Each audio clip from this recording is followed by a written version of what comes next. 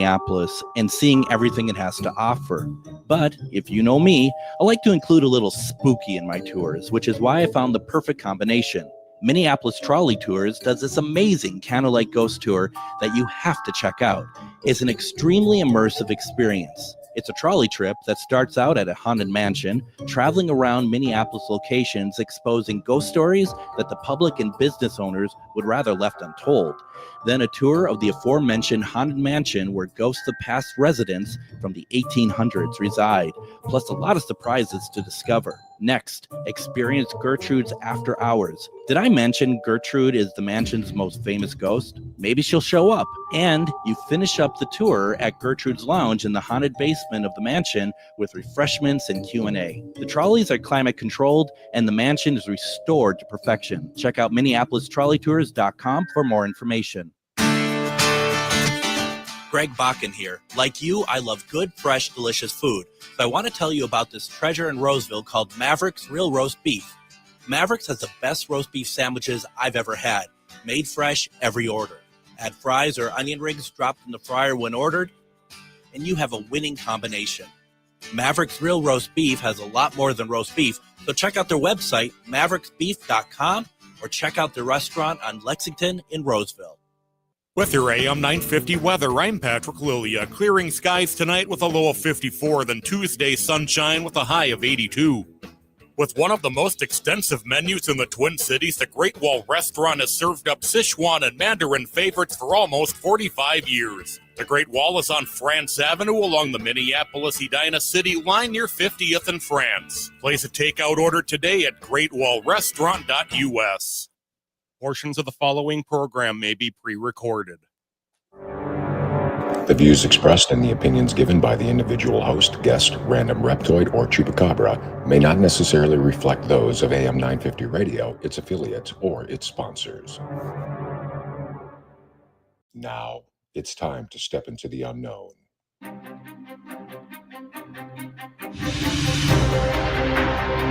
There are things people experience but never talk about. A shadow moving in the corner, flickering of the lights, a disembodied voice. We invite you to talk with us. Share your story, share your experience, because this isn't just your story, this is our story. This is GhostBox Radio with Greg Bakun. And this is GhostBox Radio on AM 950, where every night we talk about the paranormal, ufology, Bigfoot, and so much more. My name is Greg Bakun. Thank you very much for joining us on this Monday evening. I was looking, here's the thing. I see Damien in the comments. Damien is in the comments. Damien, I know, is from the UK. I know it's morning over there. So he threw me off. And I mean, it's obviously not my fault. It's Damien's fault. I mean, who else would it be? So let's try this again. Monday evening, we're here. Listen, it's been a long weekend. I was over at Baraboo, Wisconsin this past weekend. If you haven't had a chance, take a listen to that episode. I was live from Ringling Brewing Company. What an amazing place. What a amazing group of people. We had a lot of folks stop by, talk about the city, talk about what they're doing, talk about the brewery, talking about Old Baraboo Inn, which I spent time at on Saturday, which is a beautiful place. And thank you to Shelly over there, who it was a real pleasure to meet. Thank you to the Ecto Cruise for inviting me out there. It was a lot of fun, and I really enjoyed it quite a bit. And then one of the things I mentioned, I'm going to talk about this more on Casual Friday, but I do want to mention that I did, in fact, get a cat today. Actually, this morning I went over and I got this a beautiful. People ask me what kind of cat it is. My reaction is a furry one. I don't know what type of cat she is, but she is nothing but a love bug, and just absolutely incredible. And so I went out there today. I picked her up. She's up in my room right now, my bedroom, getting acclimated. And unlike previous cats, she's already just laying on the bed and letting me pet her, and she's just all about love. She is perfect for me, and hopefully I'll be perfect for her. As I mentioned on my post today on Facebook and other places, I want to thank my friend Liz for putting her name is Puff putting Puff in front of me. And also I want to just mention that Linus had a big part in this too. Casual Friday, we'll talk a little bit more about that. We won't get into that right now because we have other things to talk about tonight. I'm really excited. So Llewellyn Publshing published this amazing book back in May, and the book is called High Priest-Raymond Buckland, the Father of American Witchcraft. It's written by Jason Mankey, and Jason is with us tonight. And Jason is a third-degree Gardnerian high priest and helps run 2 witchcraft covens in the San Francisco Bay Area with his wife, Ari. He is a popular speaker at pagan and witchcraft events across North America and Great Britain, and has been recognized by his peers as an authority on the Horned God, Wiccan history, and occult influences in rock and roll, which I think is really, really cool. You can follow him on Instagram and Twitter at Pan Mankey, which is PANMANKEY. Jason is the author of several books, including The Witch's Book of Spellcraft, The Horned God of the Witches, and Transformative Witchcraft. And Jason, welcome to GhostBox Radio. How are you doing tonight? I'm doing great, Greg. Thanks so much for having me. I'm really excited to be on the show. I am too. And this is the type of book that I love. I've spent a great deal of my life really into paranormal and stuff, but I'm not afraid to say there's a lot of stuff I don't know. There's still a great deal that I'm here to learn, and that's what it's all about. So to be very, very honest, I really don't know anything about Raymond Buckland, and the idea of what you were able to do and the research that you were able to find on him and get. From what it sounds like with this book, I'm kind of getting ahead of myself. It sounds like you had some very special sort of access to some stuff that was really helpful. Could you kind of tell us, first of all, a little bit about the book in general, please? It was not a book I ever set out to write. I got contacted by my publisher and they said, will you write this book for us?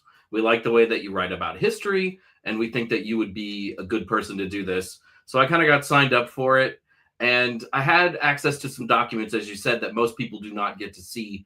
One of them was Raymond Buckland's unpublished memoir. It was unpublished for several reasons. The first is that it's not very good. Ray basically wrote a little sketch of a memoir that sort of pointed out where he was at various times and had a lot of information about his cars.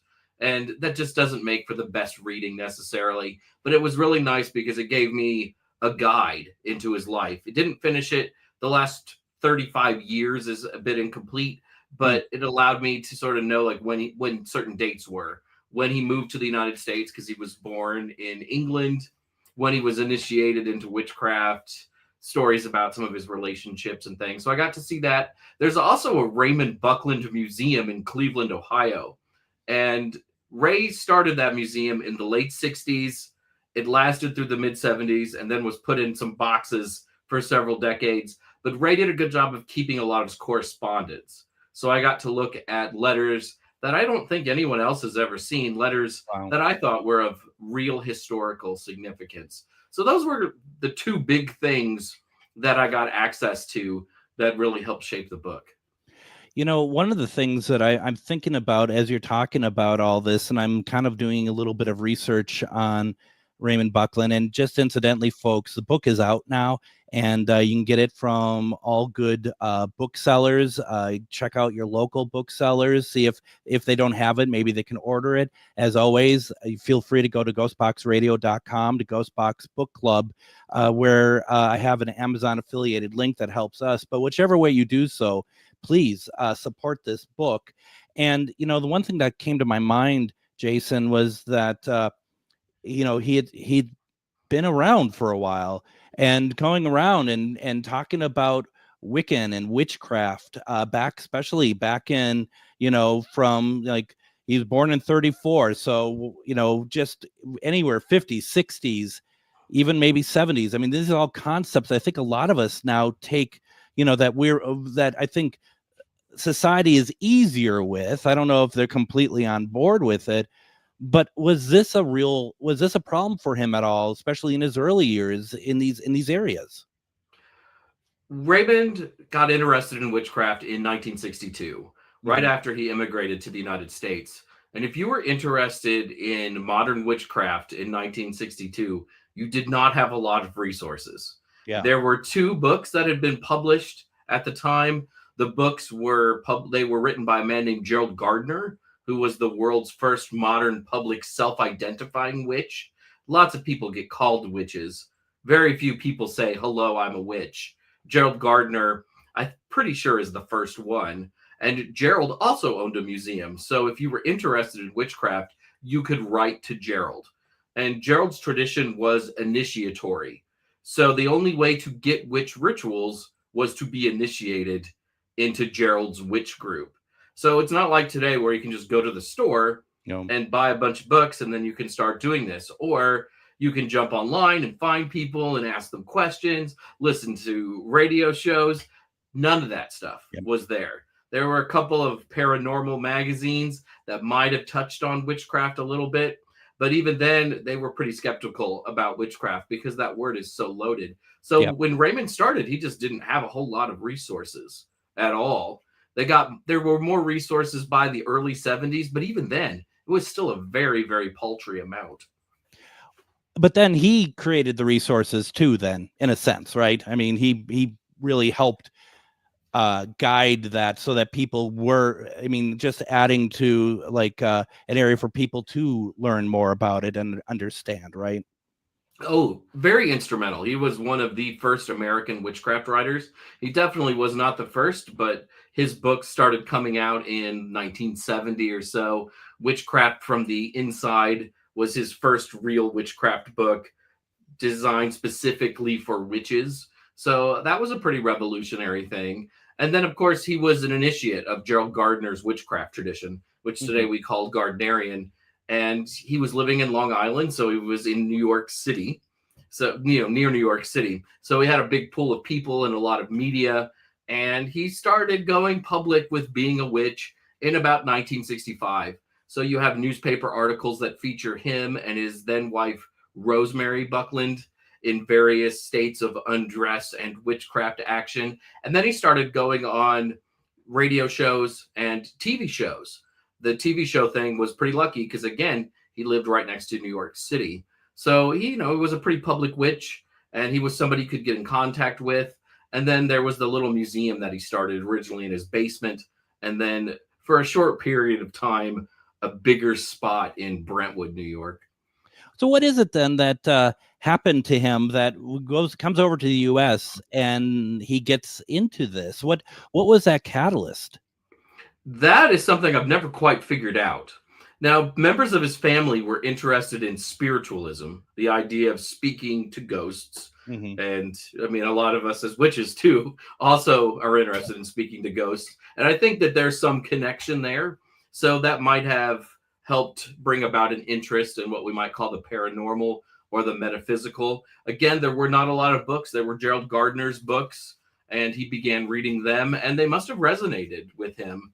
And then he starts writing letters to Gerald Gardner at Gerald's Witchcraft Museum. And Gerald passes on Raymond's address to one of his high priestesses, who is the person who then initiates Ray. But I think it's the spiritualism. And he had a really interesting experience in the 1950s when he was doing a seance with some friends. They contacted a spirit, and the spirit mentioned that he had another brother. He had one brother, Gerard, that he knew of, and his mother had a child die in childbirth, and they had never spoken of it in the house. So like that experience was really big for Raymond Buckland. It's interesting. You talk about spiritualism, and it truly is talking to spirits. A lot of us, call that paranormal now, but there isn't a difference. But would you agree, or am I barking up the wrong tree here, that especially back then, that stuff like mediumship, witchcraft, paranormal, they kind of all were in their own lanes, it felt like, at least maybe to a layperson. I think about people like Ed and Lorraine Warren. I mean, they're doing a lot of stuff that you're talking about here, but they kind of, to me, they seem like they siloed it a little bit. And I just feel like that over time, it's now kind of come together a little bit more, but earlier on, or at least maybe there was a period that they felt very separate when I go back and I look back at like 60s and 70s sort of things. Well, I think for a long time, spiritualism was more accepted in society. You go back to the 19th century and its origins, and a lot of people who are Christians practiced spiritualism and still do. So in that sense, that's not as scary as somebody saying, I'm a witch and I worship the horned god, right? So that you're very much siloing things pretty quickly. Yeah. Well, and two, I mean, I think you go back to the 19th century. I feel like that there might even been a connotation for spiritualism as being fake because there were a lot of fakes at that time. I'm just like reading about like anything around, say, Civil War and around especially Abraham Lincoln, that I don't mean to infer that all spiritualists in that period were fake, but that seemed to have been very rampant and especially, at least around that time. That's at least how I see it. Oh, there were a lot of mediums who took advantage of people for profit. I mean, I think it's safe to say that there were a lot of fakes, and there were also people, I think, who were very sincere. But even then, if it's faked, it's almost okay because maybe it's a form of parlor entertainment. Yeah. Right? We're going to have people over and we're going to have a seance. Most people don't say, hey, come on over. We're going to do some witchcraft, especially back then. A lot more taboo to say that, I think. Yeah, I suppose. I mean, but do you think we've come a long way in the right way over time? Do you think that it's better now as far as people understanding, and not thinking of, when you say witchcraft, that they're thinking immediately like Wizard of Oz, Wicked Witch of the West, that sort of thing? Do you think that we're in a better place now as society with that? Probably. But, I've run into lots of people who, still make fun of it. Oh, witchcraft. What are you going to do? Cast a spell on me? And I'm like, well, maybe, because you seem to it's going to be like that. Yeah. Yeah. But I think it's a lot better. I mean, you also see modern witches on television, too, sometimes. Like if you watched Ghost Adventures, Patty Negri's on there sometimes, and she's a witch. So we are more visible than we used to be. And I think most people are pretty cool with it. Usually if somebody asks me about it and I'm like, yeah, we're witches, we're pagan witches, I think that helps to a degree. People are familiar with that term. And then I think beginning in the 80s and 90s, you heard a lot of people use the word Wicca. Yeah. And Wicca as a religion. Like I would probably call myself a Wiccan witch. Not a wicked witch, a Wiccan witch. A Wiccan witch. Yeah. Well, and I think people like, that's another religion and they're usually fine with it. And I also think too, Patty on Ghost Adventures, I remember episodes where, there is, Patty's there as a white witch. They have another witch there that is a black witch. I mean, those are important differentiations to make. And I think that, that's helpful for people to kind of understand that area a little bit more as well, that, there are different types of witches or different types of belief systems. And it's not just all, it's not all the stuff that we had thought of as witches for the past, 50, 60 years through media. Oh, absolutely. And it's been changing over time for the last 150 years. I could probably give you like 6 definitions of how people use the word witch today. But to me, what I think was most important is, does somebody self-identify as a witch, right? I am a witch. And I think that's a big thing. And for the most part, as I said, I think people are generally okay with it. And that's probably thanks to people like Raymond Buckland, who were talking about it on TV and radio starting in the 1960s. Absolutely. Why don't we go ahead and do this? We're going to take our first break. When we come back, we're going to continue our conversation with author Jason Mankey. We are talking about Raymond Buckland. And if you have any questions, put them in the comments. We'll be happy to answer them. You're listening to GhostBox Radio on AM 950.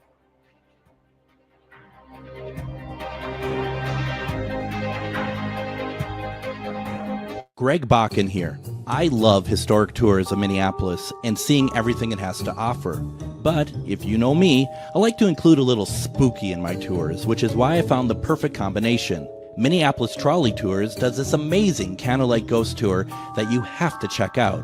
It's an extremely immersive experience. It's a trolley trip that starts out at a haunted mansion, traveling around Minneapolis locations exposing ghost stories that the public and business owners would rather left untold.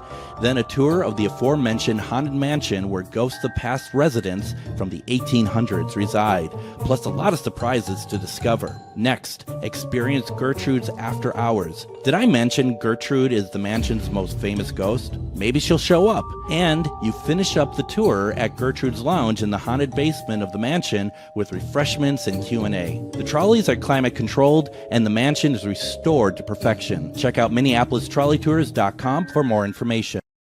Have you ever met someone who not only can help you on a deep spiritual level, but also potentially change your life? Refined Divine is an extremely gifted psychic medium who travels the nation and lives right here in the Midwest. And she offers mediumship, mentorship, house and business parties, energy healing, palm readings, and so much more. Refined Divine has helped thousands, and she can help you. Hi, this is Psychic Medium Deb. I cannot wait to hear from you. You can go to refineddivinepsychic.com. Greg Bakun here. Like you, I love good, fresh, delicious food. So I want to tell you about this treasure in Roseville called Maverick's Real Roast Beef. Maverick's has the best roast beef sandwiches I've ever had. Made fresh every order. Add fries or onion rings dropped in the fryer when ordered, and you have a winning combination. Maverick's Real Roast Beef has a lot more than roast beef, so check out their website, mavericksbeef.com, or check out their restaurant on Lexington in Roseville. It's that time of year again where the weather is getting nice and it's time to get out of the house for some family fun.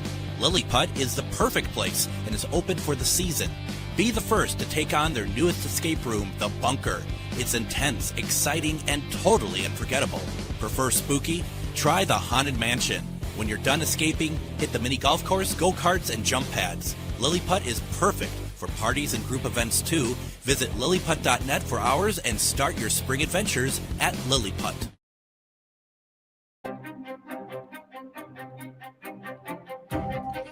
And, you know, it is never too early to start planning your weekend. I would like to recommend that you check out what's going on over at Minneapolis Trolley Tours. I mentioned last week, I gave a little bit of a hint last week that big changes are coming, and I am bursting with excitement to talk about them. I'll get to that eventually, but go over to MinneapolisTrolleyTours.com.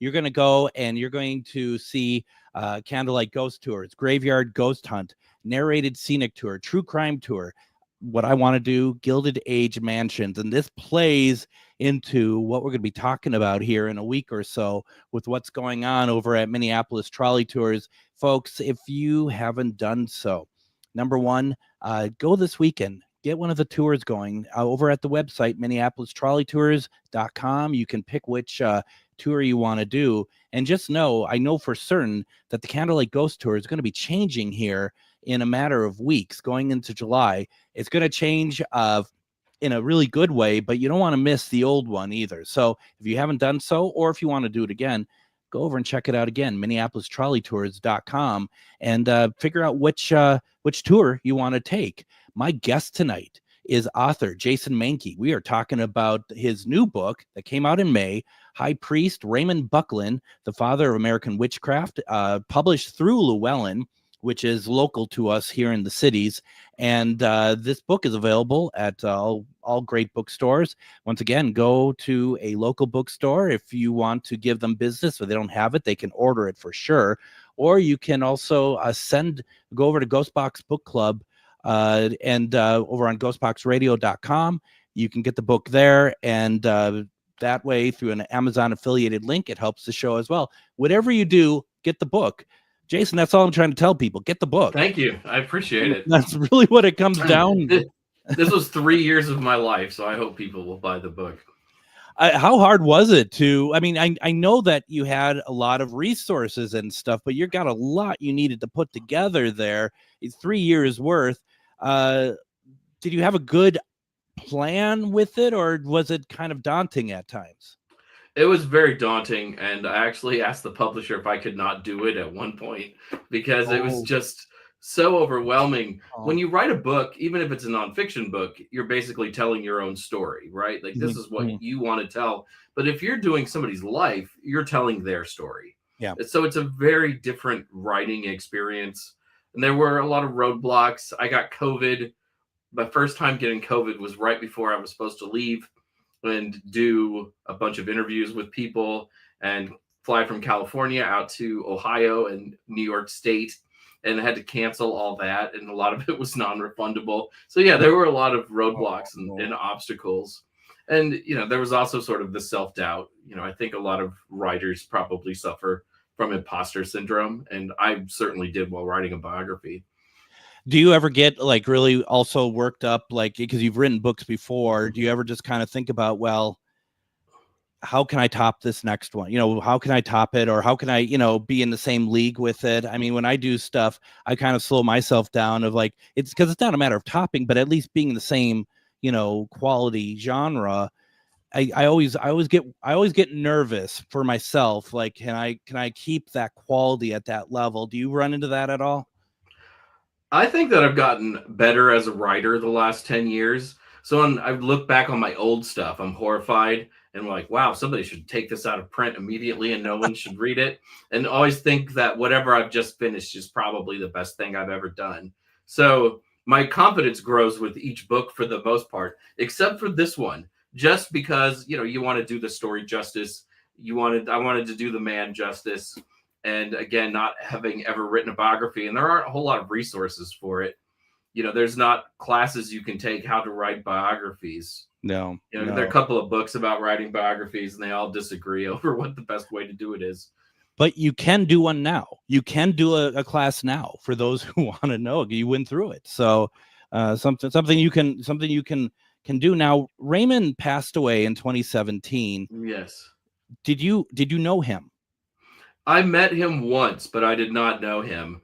I lived in Lansing, Michigan at the time, and we had a New Age store that would do these psychic fairs like every quarter, or I think it was every quarter at one point, and they would bring in a big named author, and they brought Raymond Buckland in once. And I was very scared of Raymond Buckland or nervous to meet him. If you read his books, he feels like a very serious person. And then you look at his pictures and he's, this dapper, bearded Englishman. He looked, to me, he always sort of looked like a witch. And I was very nervous to meet him. And then my friends were like, he's very nice. And he's also very short. There's nothing to be intimidated by. And I, went up and talked to him. And his sense of humor, which he had a really good sense of humor, just doesn't really come through in most of his books, which I think now is a real shame. Because people do think that he was this very serious, austere kind of dude. And he really wasn't. But that was my one experience. I also saw his car once, which was a big deal to me. I mentioned at the beginning, he was a gearhead. He loved cars. He had a Corvette towards the end of his life. And he would also do readings in Lilydale, New York. Lilydale is a big spiritualist community. And I was in Lilydale because I happened to be nearby and I just wanted to see the place. And I'm walking around, and there is the Corvette with the vanity plate Buckland. So I took a bunch of pictures of his car, and then my phone promptly died. But I had the pictures. I actually put one in the book. So I met him once, and I met his car once. I when you say that he looks like a witch, to me, he looks like a Raymond Buckland. I mean, literally, like you'd see him, and you're like, nope, that's what I would expect him to look like. And very much a very dapper individual, very. And it's good to know he has a sense of humor because he just looks, all business and for these type of books, I suppose you're taking pictures that you do want to look all business for this. Now, as you wrote the book, as the book is published now, have you gotten anything from Raymond in terms of any sort of communication or any signs or anything that you really felt like, I think he thought I was on the right path, or he approves of the book or what I'm doing, anything like that? I felt like while I was writing the book, he was present sometimes, that he was whispering in my ear a little bit. I don't think he whispered any great secrets, but it's kind of like somebody patting you on the back, like, it's going to be okay. You can do this. It's right here. And he was always somebody that I admired as a witch. Yeah. We have a shrine. We have a ritual room. It sounds great and ostentatious, but it's a very tiny little space where we do witch rituals in our house. And we have a shrine for teachers and authors that have passed on that are important to us. and we had Raymond's picture on there, and like the first time we put a picture there. So for me, he's always been around in a way, and I really felt that while I was writing the book. But I've never gotten anything where somebody has told me I got a visit from Raymond's spirit and he said good job, or I got a visit from Raymond's spirit and he said mostly good job. I didn't like that one part. Yeah. well, I thought maybe he would have been like, don't touch my Corvette. He might have been. Just like leave it alone. And it's really nice to hear about the Corvette, because that does bring a very human side to him. That you're right. I think that some people, especially if you never met them and you're only reading their work and stuff, you might get the wrong idea about them. Not necessarily a bad idea, but one of like that there is a human being under all that, under that layer, and that they enjoyed stuff that you and I would enjoy, cool cars or different types of food or anything like that. And I think that is, to me, equally as important as knowing, the fundamentals of why he got into witchcraft and the covens and everything like that. And to me, I do want to know about the cars and whatever else that he did that made him happy. Those are very important parts. To me, it was important to share some of the mundane things. Yeah. And one of the mundane things that I shared is how unexciting his life could be sometimes. So I think there's this idea, oh, you're a professional witch and you're an author. You must always be going to these places and doing things, and you've probably made a lot of money. But he worked as a home appraiser after writing several books.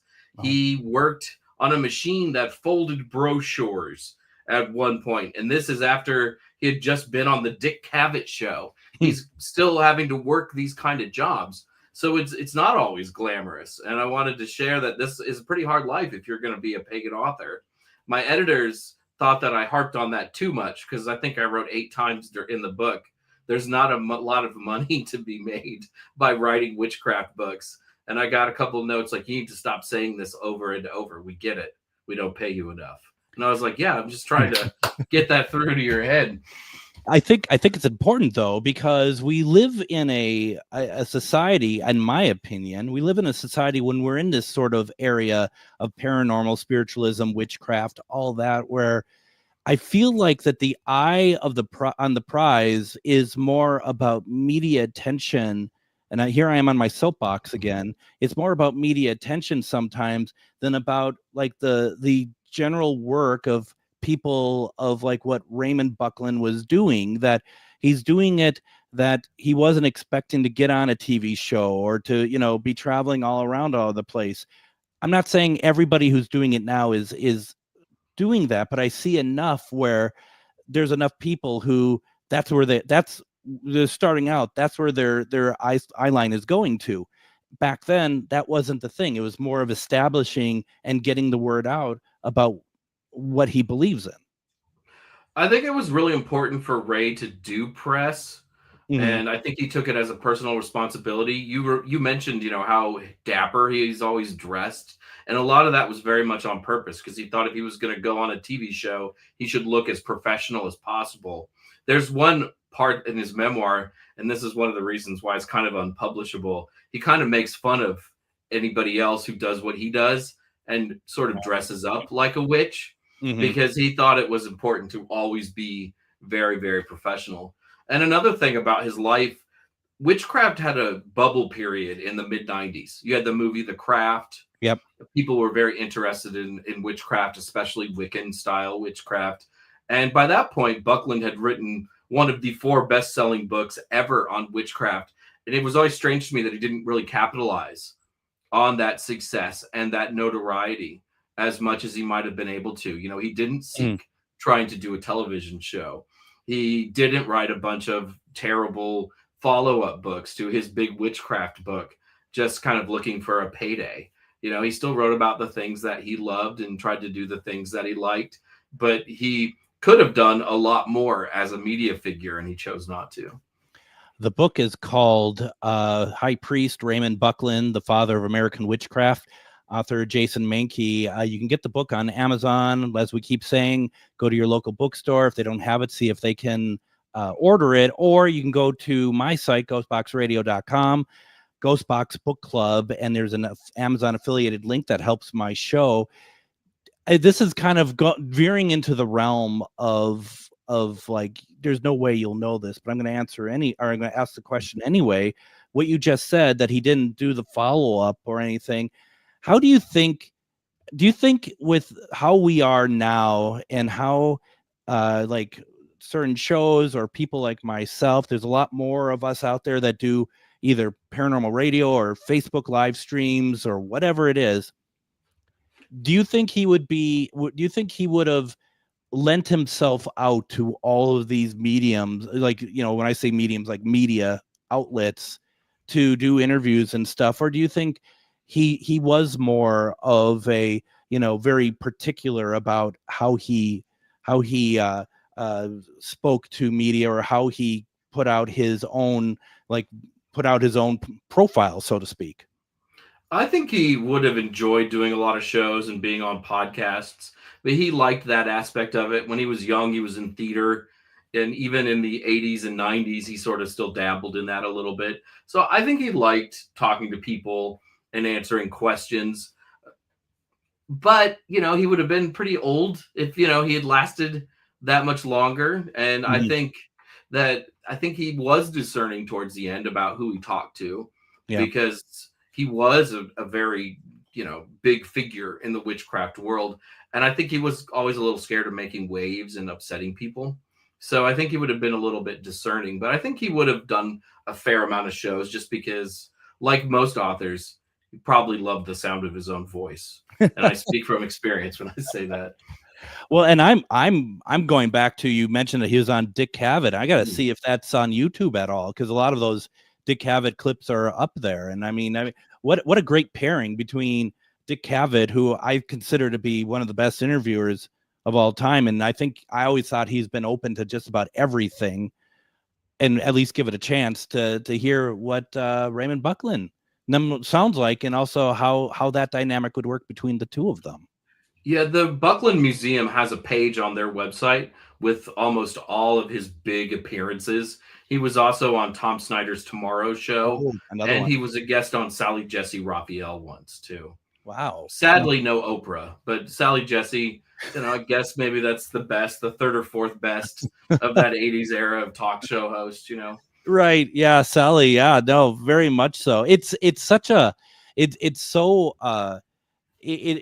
amazing. Like he was at the right time for folks like, I would assume, like you and Patty Negri and so many other people in witchcraft that really were able to help find a foundation to what you believe in and what you want to do, but still just a little too early to really see how, in a lot of ways, I feel like this whole area has flourished, in the sense of people are now, I find so many people who are now okay, and they feel safe to say that they're a witch, feel safe that they're into this. And it has to take pioneers, doesn't it, like Raymond, to be able to allow them to, even if it's not directly, even if it's indirectly, allows them to feel that safety. Oh, I think, watching Ray on something like Dick Cavett is probably very therapeutic for people who are worried about witchcraft. He comes across as a funny and likable person. Cavett is really into the interview. There's a couple of other celebrities on the couch there with Raymond, and they all seem to like him too. It's a really good moment. It's very different, though, than the Sally Jesse, which happened a little over 10 years later. But by then, we're in the middle of what we call now satanic panic. And the audience is pretty hostile to the witches that are on stage. Sally, not so much, but the audience is. And to me, it's fascinating, that change from the 1970s, when people were really interested in the occult, to the 1980s, when the occult was a lot more taboo than it had been just 10 years prior. It really is. And what do you think made that shift? There's a couple of books that were published that had a lot to do with that shift. You also had sort of a rising, the moral majority, I think is what they called themselves at the time, who were very worried about anything that wasn't Christianity. And the idea was that witchcraft was going to bring you to Satan. D&D was going to bring you to Satan. Listening to Dio was going to make you a Satanist, and just a kind of a litany of things.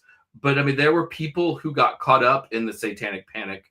Buckland had a couple of lectures that were canceled because of satanic panic, but you can go back and you look at the preschool cases where people stayed in jail for decades over just sort of made up and trumped up things. So a very, I think people had good intentions with some of it because they're worried about others. Yeah. But the way they went about it was really wrong, and it did kind of conjure up a lot of fears about alternative religions.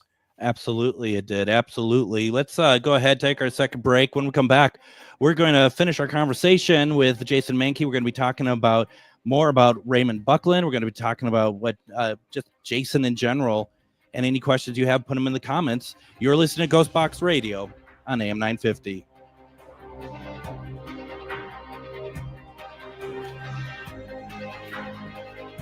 Greg Bakun here. I've told you about the out-of-the-world roast beef sandwiches at Maverick's Real Roast Beef, but I haven't told you about their Philly steak sandwiches, turkey bacon avocado sandwich, BLT, crispy chicken, fish sandwiches, brisket, or pulled pork. Okay, you get the idea. They make a lot of delicious food to the same standard as their famous roast beef sandwiches, and now I'm starving. I'm going to go to Maverick's Real Roast Beef off Lexington and Roseville, and you need to go too. Check out their menu at mavericksbeef.com. It's that time of year again where the weather is getting nice and it's time to get out of the house for some family fun. Lilliput is the perfect place and is open for the season. Be the first to take on their newest escape room, The Bunker. It's intense, exciting, and totally unforgettable. Prefer spooky? Try the Haunted Mansion. When you're done escaping, hit the mini golf course, go-karts, and jump pads. Lilliput is perfect for parties and group events too. Visit lilliput.net for hours and start your spring adventures at Lilliput. Support comes from Hennepin Arts, presenting Hidden Brain Perceptions Tour with Shankar Vedantam. Are there parts of our minds that are hidden from us? This question launched the Hidden Brain podcast 10 years ago. Now host and creator Shankar Vedantam brings 7 key insights from the first decade of Hidden Brain to the stage. Whether you're new to the show or a longtime listener, this evening of science and storytelling will change how you think about yourself. Tickets available at hennepinarts.org. This Wednesday on GhostBox Radio with Greg Bakun, tune in for one-question readings with the highly acclaimed psychic medium, Refined Divine, who can answer questions about love, life, and connecting with past loved ones.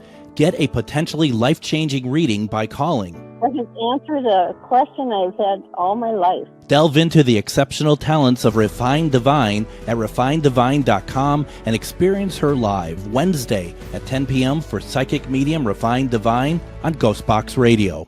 Greg Bakun here. I love historic tours of Minneapolis and seeing everything it has to offer.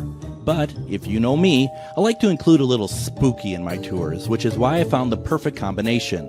Minneapolis Trolley Tours does this amazing candlelight ghost tour that you have to check out. It's an extremely immersive experience. It's a trolley trip that starts out at a haunted mansion, traveling around Minneapolis locations exposing ghost stories that the public and business owners would rather left untold. Then a tour of the aforementioned haunted mansion where ghosts of past residents from the 1800s reside, plus a lot of surprises to discover. Next, experience Gertrude's After Hours. Did I mention Gertrude is the mansion's most famous ghost? Maybe she'll show up. And you finish up the tour at Gertrude's Lounge in the haunted basement of the mansion with refreshments and Q&A. The trolleys are climate controlled and the mansion is restored to perfection. Check out MinneapolisTrolleyTours.com for more information.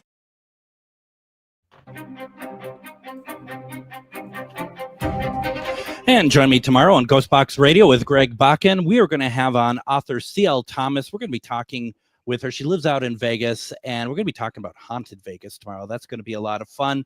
Join us for that. Wednesday, we're going to have one-question readings with Refined Divine, which we're really excited about.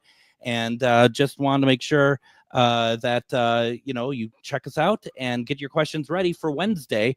We have with us tonight author Jason Mankey. We are talking about his book, High Priest-Raymond Buckland, the Father of American Witchcraft. And where did witchcraft begin for you in your story? I discovered it first in junior high school. I'd always been interested in the paranormal and the occult, and especially cryptids. Still to this day, I'm infatuated with Bigfoot and the Loch Ness Monster. And the witchcraft books were always near those particular books too. And I checked out a witchcraft book and I did a spell in it and it worked. And you would think that might convert you to it. And instead, it just scared me. And I ran away from it. In college, I'm 21 years old and I'm in love with the band Led Zeppelin. Yeah. And Jimmy Page, their guitarist, had always really been interested in occult things. Loved Aleister Crowley, the famous magician. And their lead singer, Robert Plant, was interested in Celtic mythology. And I stumbled upon a book called Celtic Magic, which is not really a very good witchcraft book. But I thought if I read that, I would understand Robert Plant better. And so I picked up that book and it laid out the basics of Wiccan witchcraft. And it just resonated with me at that time for whatever reason. And I've been doing it ever since. But I have Led Zeppelin to thank. I love it. And I love the fact that you're into cryptids. I mean, it's become a massive fascination with me. About 2 years ago, I saw a Bigfoot, saw a Sasquatch, and a very, very, just a very life-changing experience for me. And that is something that I will always hold. So with the journey that you're taking now and that you've been doing this, where is it that you want to go with all this? I mean, you're an author, you do a lot of work. What is it that you're hoping to ultimately achieve? I'm hoping to start a cult, with lots of sex, drugs, and rock and roll. That's a joke. My wife said no cults are ever allowed. I've been really successful at this. I've done all the things that I really wanted to do as an author. I've been able to write most of the books that I really wanted to write. And one of the things that I love more than anything, and I love it far more than writing, is teaching. Being out on the road, doing workshops and leading rituals at pagan events. In Minnesota, there's a great pagan event called Paganicon. Yes, there is. And I've gone to that numerous times, and sort of Minneapolis is, I feel like, one of my 5 or 6 pagan homes because I've done that festival a bunch, and it's nice to be able to just be a part of communities, even if it's not fully, but it's nice to be able to drop by once or twice a year and be with other people of a like mind. I don't really know what the end game is. I just hope people appreciate the work and they get something out of it. And if it helps people, that's really fulfilling. Paganicon is huge too, isn't it? I mean, it's just massive. It's 1,000 people. It's definitely one of the biggest pagan witch events in the United States. And it's been fun to watch it grow from just a couple of 100 people to now over 1,000 people. They're changing hotels for the next one because it's just gotten so big. And it should. It's a well-run conference. They have so many great speakers. I get no money from plugging their event, but it is really great. No, it really is. And I mean, once again, and kind of, what we talked about earlier, to me, that goes back to just the whole thing that it's that I think people feel safe to be able to whether it's say that they're witches or just be like, I'm curious to know about this. I'd like to learn more and be able to go to conventions like that and meet people like you. I think that really says quite a bit of where we've come from and where we are right now. And it's really changed from when Ray was starting out in witchcraft. And I find that really fascinating. A lot of the early witches, there were no witch cons, there were no witch events. So they'd all go to sci-fi cons, where they felt like there was enough overlap between sci-fi lovers and people who were practicing witchcraft and pagan religions. I've had a few people from that era tell me that they used to try to initiate as many authors as the witches possibly could. And I'd be like, who was it? Was it Robert Anton Wilson? They're like, we can't tell you. But we did initiate a lot of those authors hoping that it would stick. And by the 1970s, though, you kind of get the first pagan conferences. I think the first one was in Indiana in 78 or 79. And Ray went to a lot of those for a long time, usually as a special guest. That's the big perk of being an author. They'll often fly you in for these things. Right. Well, and you're talking about those, like those science fiction conventions back in the 60s or whatever else, trying to kind of slide in there a little bit. Do you think that worked? I think it worked. I also think going to those helped people learn the structure of how to put together a good event, because most of the big early pagan festivals emerged from the sci-fi cons, and sometimes they had some of the same people running them. There was also one of the earliest metaphysical conferences was in Minneapolis too. It was called Gnosticon, which was put on by Llewellyn. Always a good resource there. And I think Ray went to Gnosticon a couple times. That's really cool. And I suppose too, it has to be a kind of a cool, I think about it, I can imagine that there are people who are going to the sci-fi conventions in the 60s that didn't know what they didn't know, and maybe wanted to know where, some of these films and book stories come from, what if there any more to it and stuff. And you get people like Raymond and others there that are talking about the real thing. I bet that actually did work out pretty well for them. I find that just very fascinating. Yeah, a lot of the people who went to the sci-fi cons, they didn't get to do workshops or anything, but they were there probably just sort of whispering in the background. Right. I have a high priestess friend who still goes to a lot of sci-fi cons, and she still doesn't tell anybody there that she's a witch. So she's got her sci-fi persona, and then when she does witch stuff, she has her witch persona. But yeah, I mean, I think the sci-fi community has always been pretty open-minded about a lot of things. And I think if you're going to embrace what we might call an occult religious path, you have to be pretty open about things. Well, and I think about, like, there's like a kind of a science fiction literary convention here in the Twin Cities called Minicon, and people dress up, and they you get to really see. And I remember because I've been in that community since the late 80s, and you go to this and you see people dressed like that, to have them tell you. I remember at the time them mentioning like they're witches and stuff like that. To me, it was mind blowing, but at the same time, it was also like really cool, because you really believe this. And I don't mean that in a derogatory way. I mean that more in awe. Like, I had no idea this existed. To me at that time in particular, it was an alternative lifestyle.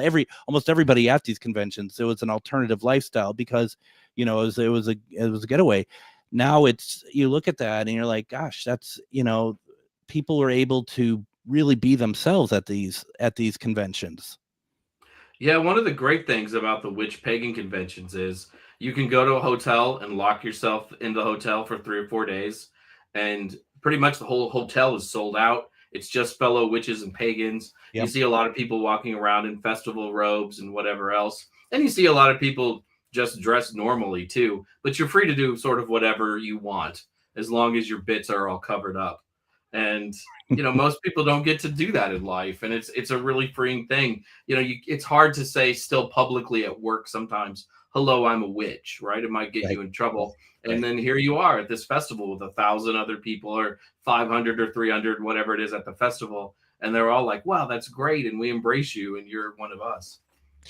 I imagine at some point I'm going to have to get a T-shirt made that just says "Cover your bits." Yeah, cover your bits. You just cover your bits. So there's no two ways about it. We have people who I'm sure are like, I've always kind of felt close to this lifestyle. I've always wanted to learn more. What would you recommend for someone who wants to understand witchcraft better, wants to understand the lifestyle that you are leading, and the benefits of it, and how it, to be themselves? How would somebody, what would you recommend for them to kind of learn more? It's always a good question, and my answer changes now based on the day, because I think media has changed. A lot of people don't read books anymore. For a long time, that was the generic answer. Here are 6 books that you should start reading. Right. But people consume things and learn things differently now. My thoughts are always find people that interest you. If you're doing this, on TikTok, on Instagram, follow them. There are no absolutes. So if anybody tells you there's one absolute right way to do this, I would say that's the only time anybody is wrong. Yeah. And find what resonates for you. There's a lot of different witchcraft traditions and a lot of different ways to be a witch, and you have to choose the one that works for you. And I wish I had better advice, but I just think people should try to read as much as they can, learn it, follow as many people that interest you, and you don't have to necessarily dive straight in, but you just kind of have to have your eyes open and your ears clear so you can hear what people are saying and then figure out what works for you. We have about a minute and a half left. Are there any red flags if someone's getting new into this and they're watching TikTok and stuff like that? Are there any like just obvious red flags that you just want to make sure people know to kind of look out for? People who do speak in absolutes, who act like they have some sort of hidden truth. Yeah. There is no one person with hidden truth. No one person speaks for like a particular deity or anything. And if they tell you should only read these things, don't read this, that's also problematic to me. You should be free to make your own decisions and do what you want. And then also watch the price tag. If it's thousands of dollars, there are many, many cheaper alternatives. And it's not necessary to study with anyone anyways. A lot of this now you can really do on your own. And there's a lot of really good material for it. Join groups where people talk. And a lot of times they will warn you about who the bad actors are. No, that makes a lot of sense. And I do want to point out, because the show goes far on beyond the Twin Cities, but for those in the Twin Cities, we have a really healthy community for pagan witchcraft, all sorts of things. If you want some resources, feel free to reach out to me. I can definitely send some information your way on that. Jason, how do people follow you? I'm very easy to find. There are only 3 Jason Mankeys in the country, and I come up first in all the Google searches, much to the chagrin of the minister in Indiana. So I'm really easy to find, usually on all the major social media platforms at Pan Mankey, Panmankey. And once again, the book is called High Priest-Raymond Buckland, the Father of American Witchcraft, published through Llewellyn Publshing or Llewellyn Books. You can get the book anywhere. Check out the local bookstores or my Amazon affiliated link. Jason, thank you so very much. What a great conversation. Greg, this has been wonderful. Thank you for having me on the show. Very, very happy. Tomorrow, C.L. Thomas. Everyone, take care.